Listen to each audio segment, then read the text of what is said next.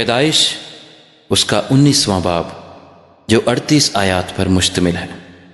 اور وہ دونوں فرشتے شام کو سدوم میں آئے، اور لوط سدوم کے پھاٹک پر بیٹھا تھا، اور لوط ان کو دیکھ کر ان کے استقبال کے لیے اٹھا اور زمین تک جھکا اور کہا،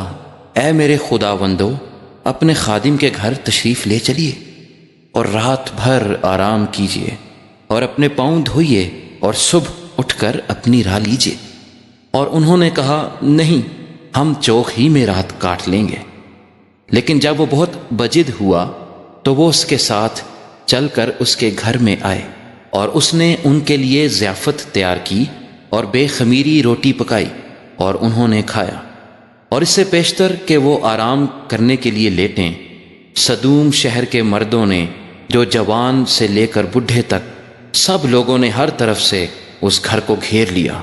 اور انہوں نے لوط کو پکار کر اس سے کہا کہ وہ مرد جو آج رات تیرے ہاں آئے کہاں ہیں؟ ان کو ہمارے پاس باہر لے آ تاکہ ہم ان سے صحبت کریں۔ تب لوط نکل کر ان کے پاس دروازے پر گیا اور اپنے پیچھے کواڑ بند کر دیا اور کہا، کہ بھائیو، ایسی بدی تو نہ کرو، دیکھو میری 2 بیٹیاں ہیں جو مرد سے واقف نہیں، مرضی ہو تو میں ان کو تمہارے پاس لے آؤں، اور جو تم کو بھلا معلوم ہو ان سے کرو، مگر ان مردوں سے کچھ نہ کہنا، کیونکہ وہ اسی واسطے میری پناہ میں آئے ہیں۔ انہوں نے کہا، یہاں سے ہٹ جا۔ پھر کہنے لگے کہ یہ شخص ہمارے درمیان قیام کرنے آیا تھا اور اب حکومت جتاتا ہے، سو ہم تیرے ساتھ ان سے زیادہ بدسلوکی کریں گے۔ تب وہ اس مرد یعنی لوط پر پل پڑے اور نزدیک آئے تاکہ کواڑ توڑ ڈالیں، لیکن ان مردوں نے اپنا ہاتھ بڑھا کر لوط کو اپنے پاس گھر میں کھینچ لیا اور دروازہ بند کر دیا۔ اور ان مردوں کو جو گھر کے دروازے پر تھے، کیا چھوٹے کیا بڑے، اندھا کر دیا، سو وہ دروازہ ڈھونڈتے ڈھونڈتے تھک گئے۔ تب ان مردوں نے لوط سے کہا، کیا یہاں تیرا اور کوئی ہے؟ داماد اور اپنے بیٹوں اور بیٹیوں اور جو کوئی تیرا اس شہر میں ہو، سب کو اس مقام سے باہر نکال لے جا، کیونکہ ہم اس مقام کو نیست کریں گے، اس لیے کہ ان کا شور خداوند کے حضور بہت بلند ہوا ہے، اور خداوند نے اسے نیست کرنے کو ہمیں بھیجا ہے۔ تب لوط نے باہر جا کر اپنے دامادوں سے، جنہوں نے اس کی بیٹیاں بیاہی تھیں، باتیں کیں اور کہا کہ اٹھو اور اس مقام سے نکلو، کیونکہ خداوند اس شہر کو نیست کرے گا۔ لیکن وہ اپنے دامادوں کی نظر میں مضحک سا معلوم ہوا۔ جب صبح ہوئی تو فرشتوں نے لوط سے جلدی کرائی اور کہا کہ اٹھ، اپنی بیوی اور اپنی دونوں بیٹیوں کو جو یہاں ہیں لے جا، ایسا نہ ہو کہ تو بھی اس شہر کی بدی میں گرفتار ہو کر ہلاک ہو جائے۔ مگر اس نے دیر لگائی تو ان مردوں نے اس کا اور اس کی بیوی اور اس کی دونوں بیٹیوں کا ہاتھ پکڑا،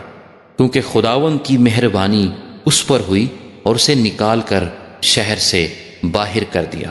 اور یوں ہوا کہ جب وہ ان کو باہر نکال لائے تو اس نے کہا، اپنی جان بچانے کو بھاگ، نہ تو پیچھے مڑ کر دیکھنا، نہ کہیں میدان میں ٹھہرنا، اس پہاڑ کو چلا جا، تا نہ ہو کہ تو ہلاک ہو جائے۔ اور لوط نے ان سے کہا کہ اے میرے خداوند، ایسا نہ کر، دیکھ تو نے اپنے خادم پر کرم کی نظر کی ہے اور ایسا بڑا فضل کیا کہ میری جان بچائی۔ میں پہاڑ تک جا نہیں سکتا، کہیں ایسا نہ ہو کہ مجھ پر مصیبت آ پڑے اور میں مر جاؤں۔ دیکھ یہ شہر ایسا نزدیک ہے کہ وہاں بھاگ سکتا ہوں، اور یہ چھوٹا بھی ہے، اجازت ہو تو میں وہاں چلا جاؤں، وہ چھوٹا سا بھی ہے اور میری جان بچ جائے گی۔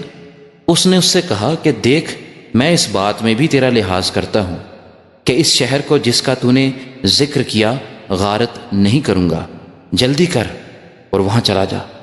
کیونکہ میں کچھ نہیں کر سکتا جب تک کہ تو وہاں پہنچ نہ جائے۔ اسی لیے اس شہر کا نام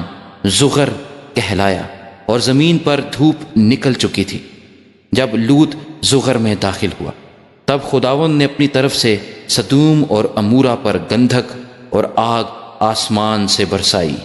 اور اس نے ان شہروں کو اور اس ساری ترائی کو اور ان شہروں کے سب رہنے والوں کو اور سب کچھ جو زمین سے اگا تھا غارت کیا، مگر اس کی بیوی نے اس کے پیچھے سے مڑ کر دیکھا اور وہ نمک کا ستون بن گئی۔ اور ابراہیم صبح سویرے اٹھ کر اس جگہ گیا جہاں وہ خداوند کے حضور کھڑا ہوا تھا، اور اس نے سدوم اور عمورہ اور اس ترائی کی ساری زمین کی طرف نظر کی، اور کیا دیکھتا ہے کہ زمین پر سے دھواں ایسا اٹھ رہا ہے جیسے بھٹی کا دھواں۔ اور یوں ہوا کہ جب خدا نے اس ترائی کے شہروں کو نیست کیا تو خدا نے ابراہیم کو یاد کیا، اور ان شہروں کو جہاں لوط رہتا تھا غارت کرتے وقت لوط کو اس بلا سے بچایا۔ اور لوط زغر سے نکل کر پہاڑ پر جا بسا، اور اس کی دونوں بیٹیاں اس کے ساتھ تھیں، کیونکہ اسے زغر میں بستے ڈر لگا، اور وہ اور اس کی دونوں بیٹیاں ایک غار میں رہنے لگے۔ تب پہلوٹھی نے چھوٹی سے کہا کہ ہمارا باپ بڈھا ہے، اور زمین پر کوئی مرد نہیں جو دنیا کے دستور کے مطابق ہمارے پاس آئے۔ آؤ ہم اپنے باپ کو مے پلائیں اور اس سے ہم آغوش ہوں، تاکہ اپنے باپ سے نسل باقی رکھیں۔ سو انہوں نے اسی رات اپنے باپ کو مے پلائی، اور پہلوٹھی اندر گئی اور اپنے باپ سے ہم آغوش ہوئی، پر اس نے نہ جانا کہ وہ کب لیٹی اور کب اٹھ گئی۔ اور دوسرے روز یوں ہوا کہ پہلوٹھی نے چھوٹی سے کہا کہ دیکھ، کل رات کو میں اپنے باپ سے ہم آغوش ہوئی، آؤ آج رات بھی اس کو مے پلائیں، اور تو بھی جا کر اس سے ہم آغوش ہو، تاکہ ہم اپنے باپ سے نسل باقی رکھیں۔ سو اس رات بھی انہوں نے اپنے باپ کو مے پلائی، اور چھوٹی گئی اور اس سے ہم آغوش ہوئی، پر اس نے نہ جانا کہ وہ کب لیٹی اور کب اٹھ گئی۔ سو لوط کی دونوں بیٹیاں اپنے باپ سے حاملہ ہوئیں، اور بڑی کے ایک بیٹا ہوا، اور اس نے اس کا نام مواب رکھا، اور وہی موابیوں کا باپ ہے جو اب تک موجود ہیں۔ اور چھوٹی کے بھی ایک بیٹا ہوا، اور اس نے اس کا نام بن امی رکھا، وہی بنی عموم کا باپ ہے جو اب تک موجود ہے۔